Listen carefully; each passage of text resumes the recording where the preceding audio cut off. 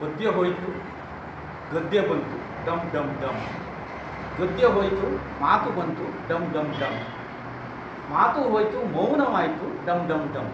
B M ಶ್ರೀಕಂಠಯ್ಯನವರು 50 ವರ್ಷದ ಹಿಂದೆ ದಿನಚರಿಯಲ್ಲಿ ಬರೆದರು. ಅವರು ನಿನ್ನೆ ಈ ವಿಷಯವನ್ನು ಬರೆದಿದ್ದಾರೆ.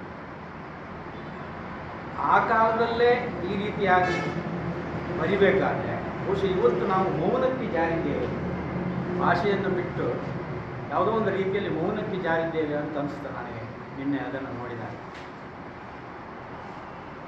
ಒಂದು 4 ದಿವಸದ ಹಿಂದೆ ಒಂದು 3 ಹುಡುಗಿಯರು ಕೊರಿಯಾ ಇದನ್ನು ನೋಡಿ ಅದರಲ್ಲೇ ಮಗ್ನರಾಗಿ ಮೌನರಾಗಿ ಕೆಳಗೆ ಹಾರಿ ಪ್ರಾಣ.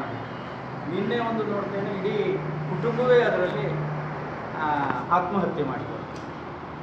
ಕೆಲವು ಸಾರಿ ಆಲೋಚನೆ ಮಾಡೋದು, ನಿನ್ನೆ ಅದಕ್ಕೆ ಸರಿಯಾಗಿ ನನಗೆ ಈ ಶ್ರೀಕಂಠಯ್ಯನವರ ಮಾತುಗಳು ಮೌನಕ್ಕೆ ಜಾರಿದ್ದೇವೆ.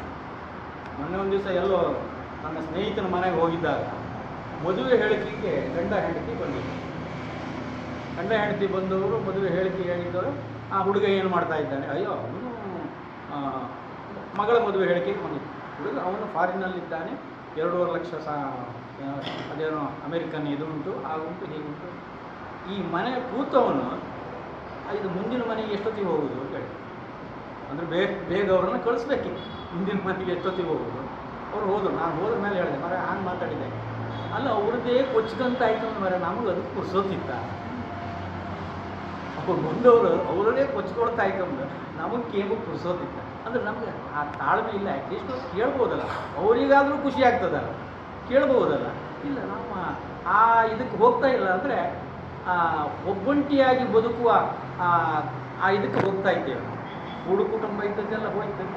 ಈಗ ಮನೆಯಲ್ಲೇ ಜಾಯಿಂಟ್ ಫ್ಯಾಮಿಲಿ ಅಂದರೆ ಗಂಡ ಹೆಂಡತಿ, ಅದೇ ಜಾಯಿಂಟ್ ಫ್ಯಾಮಿಲಿ. ಉಳಿದವ್ರಿಗಿಲ್ಲ. ಉಳಿದವರಿದ್ದರೂ ನಮಗೆ ಕರ್ಕಶವಾಗಿ ಕಾಣ್ತದೆ.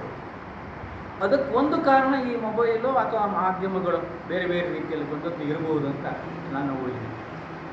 ಹಾಗೆಯೇ ಒಂದು ಸಾರಿ ಈ ಕನ್ನಡದ ಬಗ್ಗೆ ನಾವು ಎಷ್ಟೋ ಮಾತಾಡ್ತೇವೆ. ಮೇಡಮ್ ಭಾಳ ಚೆನ್ನಾಗಿ ಮಾತಾಡಿ. ನಾವು ಸಾಹಿತ್ಯ ಪ್ರೇರಣೆ ಮಾಡಿದಾಗ 1-2 ಕಡೆ ಕರ್ಕೊಂಡು ಹೋಗಿದ್ದೇನೆ. ಅವರು ಸರ್ಕಾರಿ ನೌಕರು.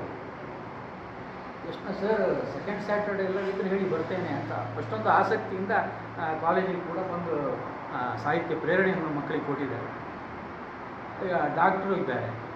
ಅಂದರೆ ಸಾಹಿತ್ಯ ಅವರವರಿಗಾಗಿ ಬರಬೇಕು ಹೊರತು ನಾವು ತುಂಬಲಿಕ್ಕೆ ಆಗೋದಿಲ್ಲ. ನಾವು ಒಂದಿಷ್ಟು ಜನ ಕೊಡಲಿ ಹಿಡ್ಕೊಂಡು ಬಂದು ಮರವನ್ನು ಕಡಿಲಿಕ್ಕೆ ಶುರು ಮಾಡಿದಾಗ ಹತ್ತಿರದ ಮರ ಹೇಳ್ತು, ನೋಡ ಮನುಷ್ಯನಿಗೆ ನಿಜವಾಗಿ ಗೊತ್ತಿಲ್ಲ, ನಮ್ಮವನೊಬ್ಬ ಸೇರ್ಕೊಂಡಿದ್ದಾನೆ ಅದರಲ್ಲಿ ಇಡೀ